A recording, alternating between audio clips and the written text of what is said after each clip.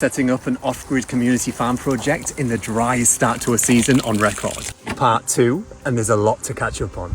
At the beginning of the season, I set out to turn this weedy, stone-covered field into a community farm, but there was no mains water connection, so one of the first things I did was set up structures for rainwater catchment, such as the compost bays and a standalone roof that would feed into IBC tanks, not knowing we'd go on to have the worst drought in over 100 years here. We set up a polytunnel, no-dig bed blocks outside, and mulched heavily to retain any moisture we did have, but whilst all this was happening, the water butts stayed empty, and we couldn't plant anything out as we just couldn't keep them watered. And with no rain on the forecast, the soil turning to dust, and the plants we did have in the ground really starting to struggle, we finally found someone to fill our tanks, and a solar pump allowed us to water more easily, enabling us to start filling the beds with the plants that were outgrowing their pots. Better late than never. Yet with our IBC tanks now full, the plants are growing fast. We have rain on the forecast next week, thankfully, and we are starting to have our first harvest, which will be donated to those in need. Such a good feeling after one of the hardest starts to a season I can remember.